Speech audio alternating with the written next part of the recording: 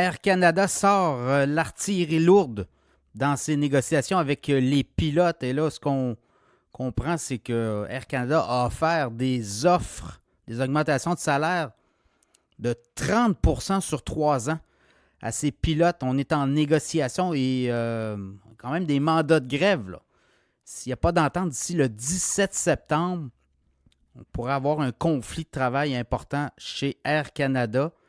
Et là, de ce qui se dégage, selon Bloomberg, les négociations, 5400 pilotes d'Air Canada, on proposerait notamment une hausse salariale de 20% sur le champ et par la suite, 10% échelonné sur 3 ans. Donc, on promettrait 30% de hausse de salaire au cours des 3 prochaines années. C'est un peu ce qu'on a vu du côté des États-Unis. Delta Airlines, United Airlines, American Airlines ont aussi eu là, des négos avec leurs pilotes. On a consenti des hausses entre 30 et 40%, tout dépendant là, des différentes ententes. Et également, WestJet. L'an dernier, on avait eu un accord avec les pilotes, hausse salariale d'autour de 25% sur 4 ans. Alors, est-ce que ça va être accepté?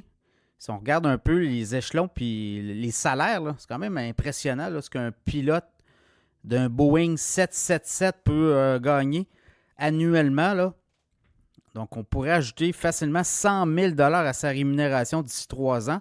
On dit qu'actuellement, un salaire d'un commandant d'un gros porteur comme un Boeing 777, ben, c'est à peu près 350 000 $.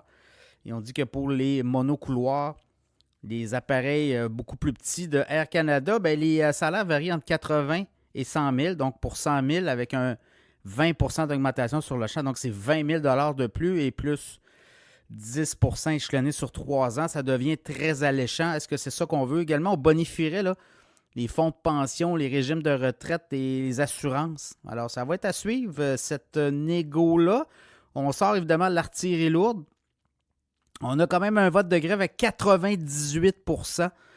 C'est 17-18 septembre. 17 septembre à minuit. Donc, le 18 septembre, on aurait un conflit s'il n'y a toujours pas d'entente. Donc, ça va être à suivre tout ça.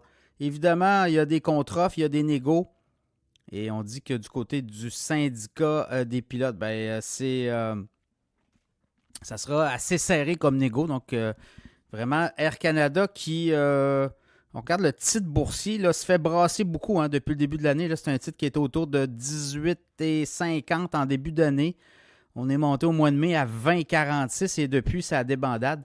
Le titre autour de 15,36 $. Air Canada au dernier trimestre, quand même, 5,5 milliards de revenus et des profits de 410 millions.